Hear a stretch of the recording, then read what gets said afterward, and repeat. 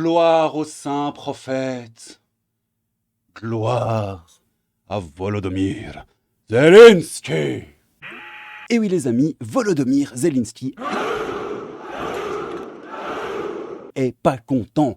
Amnesty International a lâché un petit rapport en disant que la guerre c'est mal, que le mal c'est pas bien et que les Ukrainiens utilisaient des pas de tir pour leurs missiles et leurs bordels militaires dans des zones résidentielles ou dans des écoles ou près des hôpitaux, etc. Et que c'est pas très bien pour la population et que la population c'est les gentils et qu'il faut protéger les gentils et que les Ukrainiens, vous êtes gentils mais faites un peu attention quand même. Et Volodymyr Zelensky, eh ben il a vu ce que Amnesty International il a dit. Et il était pas content. Pas content. Et donc, en gros, Amnesty International sont des fachos. Et le lendemain, je crois, ou quelques heures plus tard, Amnesty International a fait prout. J'ai entendu faire prout. Et donc, voilà, Amnesty International a fait prout. Il aurait pu faire caca. Ils s'excusent, mais ils gardent quand même leurs propos en disant « Oui, on a déconné, désolé pour la souffrance commise, mais on n'a pas tout à fait tort. » On va regarder ça ensemble dans la joie, la paix, l'humour et la bonne humeur. C'est parti!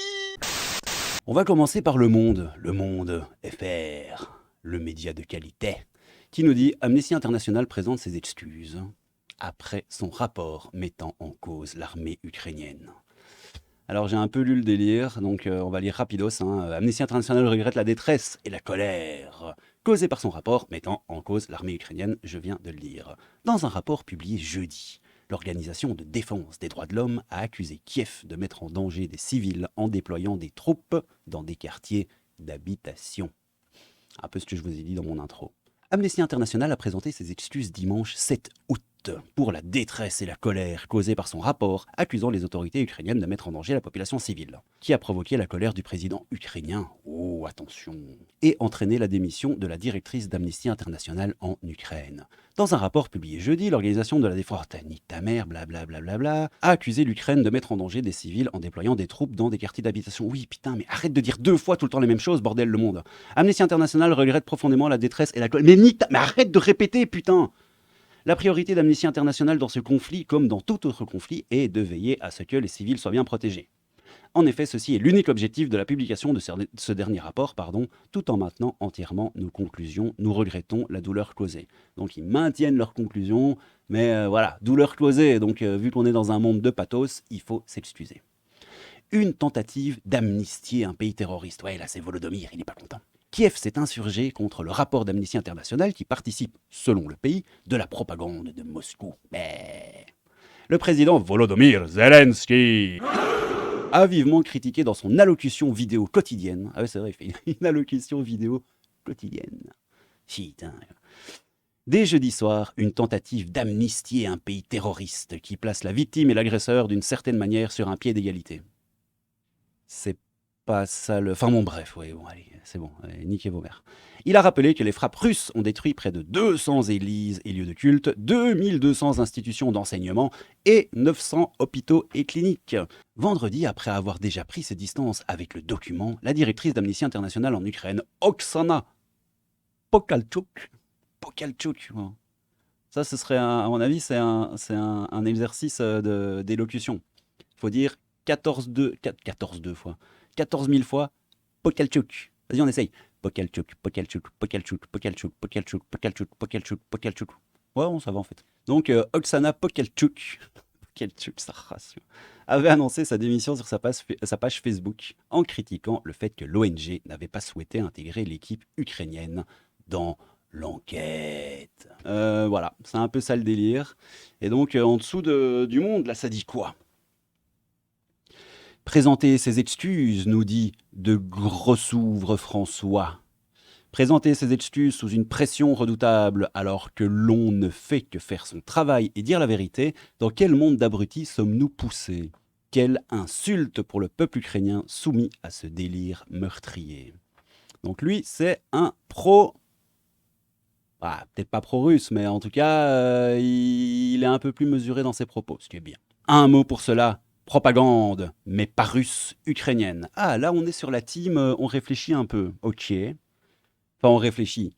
Je dis pas qu'ils ont raison, je dis juste qu'ils ne se laissent pas manger par la propagande officielle. Ah non, c'est pas de la propagande, attention, par le narratif officiel, qui est bien sûr le seul et unique narratif et détient, bien sûr, la vérité. Totale liberté de pensée cosmique vers un nouvel âge réminiscent. Gabi, l'ami Gabi nous dit « Aucun rapport. Amnesty International n'a pas retiré les conclusions de son rapport. Elle s'excuse que des idiots comprennent mal ce rapport et s'en servent pour mettre sur un même pied d'égalité, en termes d'horreur, les armées russes et ukrainiennes. Faut lire un peu. » Justement, nous dit Soviet émigrant. Ouh là là. Ça va chier. Donc, justement, l'armée russe ne se cache pas derrière les civils, n'occupe pas les hôpitaux et les écoles, ne déverse pas les mines antipersonnelles sur les villes. L'armée russe n'a pas commencé la guerre au Donbass en 2014 qu'elle libère du régime N de Kiev. Oula, nous dit Gabi, on a un bon gros taré par ici. Ce ne sont que des faits peut-être légèrement exagérés. Les forces ukrainiennes attaquent le Donbass sans pitié depuis 2014. Oui. De plus, tout ceci ne serait pas arrivé si les Ukrainiens avaient respecté les accords de Minsk 2. Ouais, c'est bien sûr pas ce que je pense, car je ne suis pas fasciste, mais je comprends le raisonnement. Bon, ok, sous le tweet du Monde, c'est quand même pas mal de gens qui étonnamment, réfléchissent un peu, qui sont pas le cul plongé dans l'idéologie qu'on nous vend. Donc, moi, je trouve ça plutôt intéressant. Mais c'est pas super intéressant pour la vidéo. Moi, je veux du clash. J'ai envie que les gens donnent leur avis et que, voilà, que ça se contredise un peu et que ça débatte. Moi, c'est ça qui m'excite. Ok, on a vu le Monde, on va descendre sous BFM, tiens, voir ce que les gens en pensent. Donc c'est toujours, guerre en Ukraine, Amnesty International maintient pleinement son rapport critiqué par Kiev.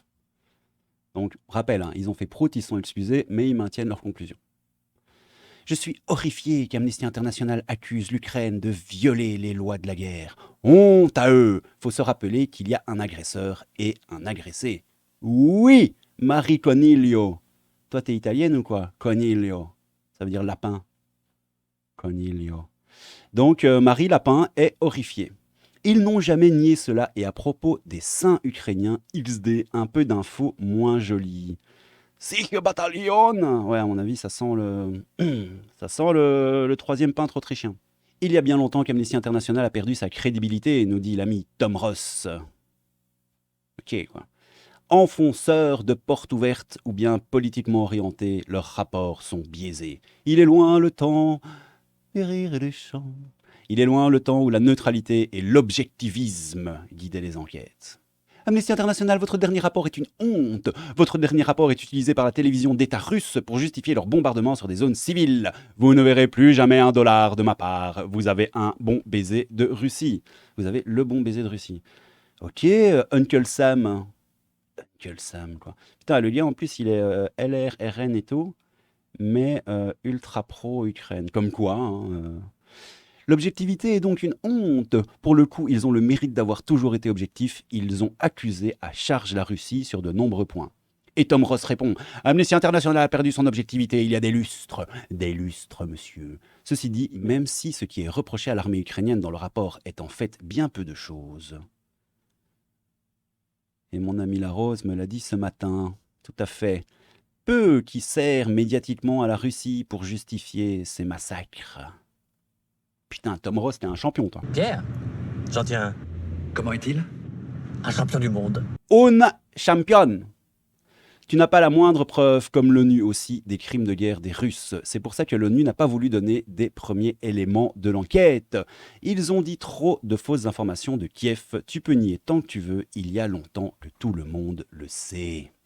L'ami Alex qui nous dit « C'est normal, Amnesty International est complètement sous l'influence du Kremlin. »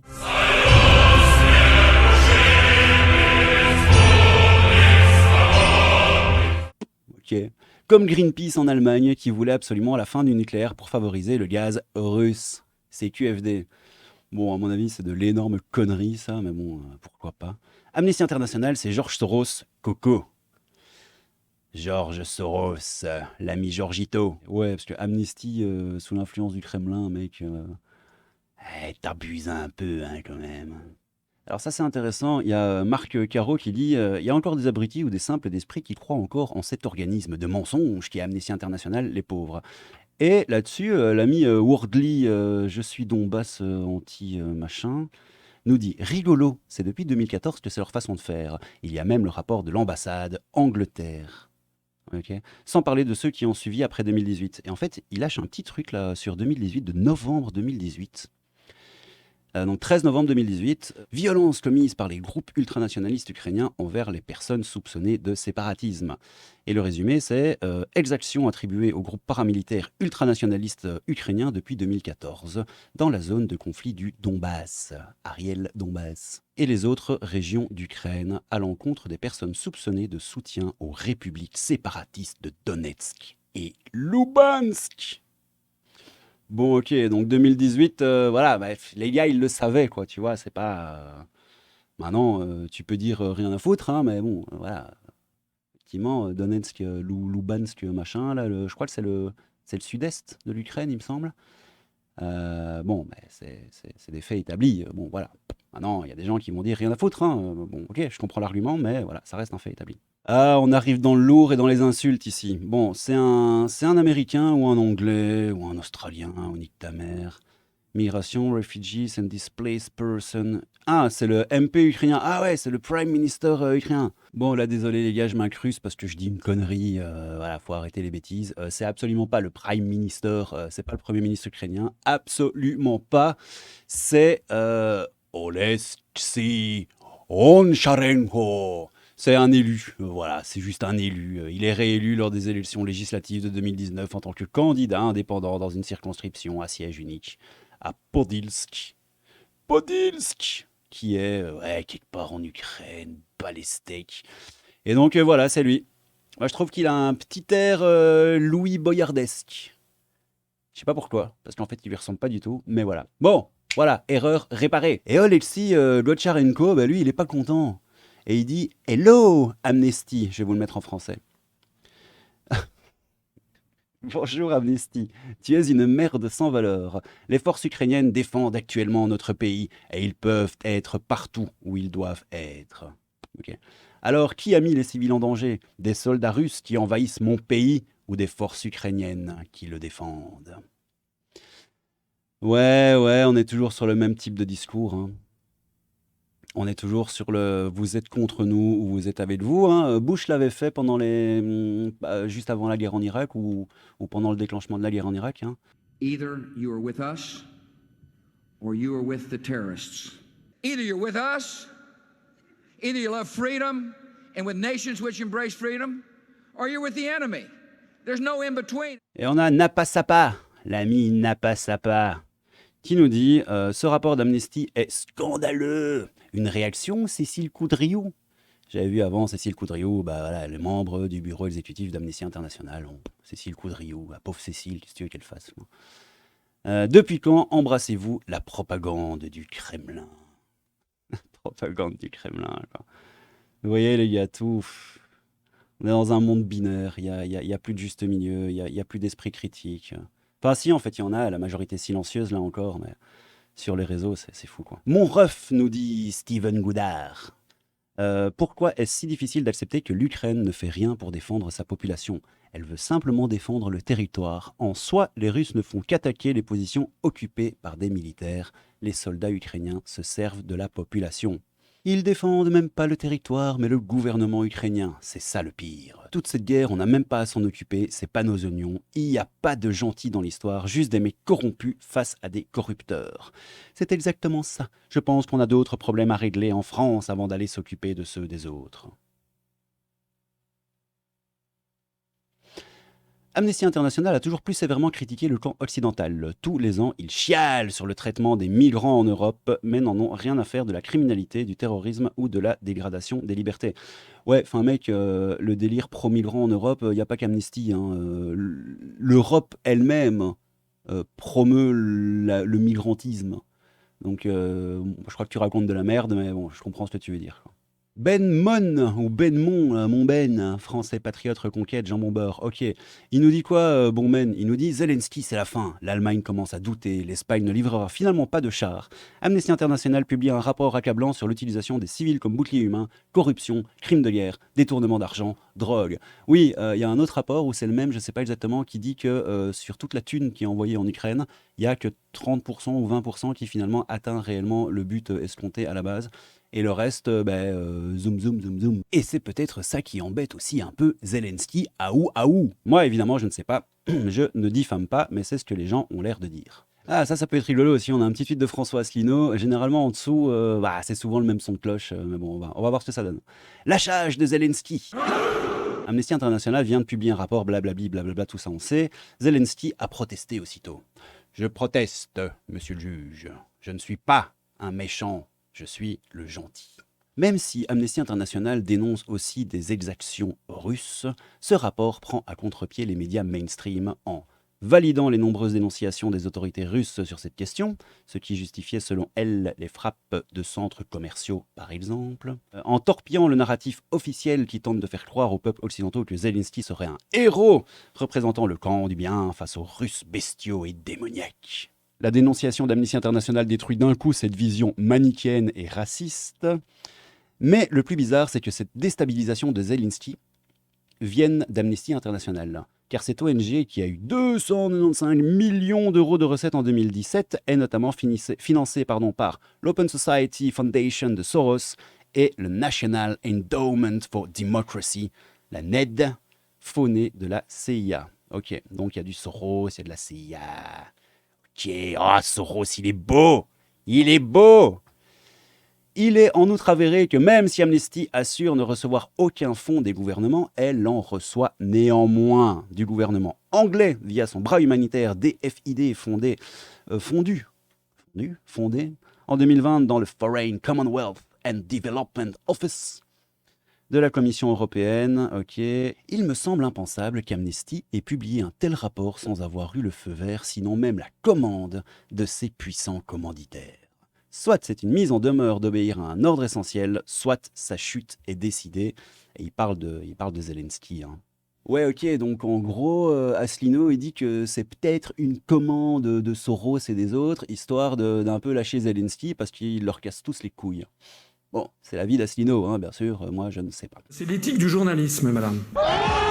Bon, on va finir sous un tweet d'Amnesty International du 3 août 2022, donc c'était avant son rapport, je crois. Je sais plus, à vérifier au montage. Alors ouais, le tweet là dont je parle, il date du 3 août et le rapport en question, c'est le lendemain, c'est le 4. Voilà, comme ça, vous savez. Et on a l'ami Unreal McCoy qui dit You are shameful liars. The blood of Ukrainians on your hands. Je ne vais pas vous le traduire, hein, je crois que vous avez compris. Votre communiqué de presse sous l'Ukraine est un scandale. Après tout ce que l'on sait sur l'agression russe, publier une telle déclaration dans ce contexte particulier est pour le moins une complicité passive avec une dictature. Putain, qu'est-ce que vous voulez que je fasse des vannes ou que je donne mon avis là-dessus? C'est tellement con. Jusqu'à aujourd'hui, je respectais et soutenais l'IA, Amnesty International. Maintenant, c'est terminé. Ok, super article. Je n'aurais pas pu mieux écrire moi-même. Merci. Alors lui, je l'avais vu.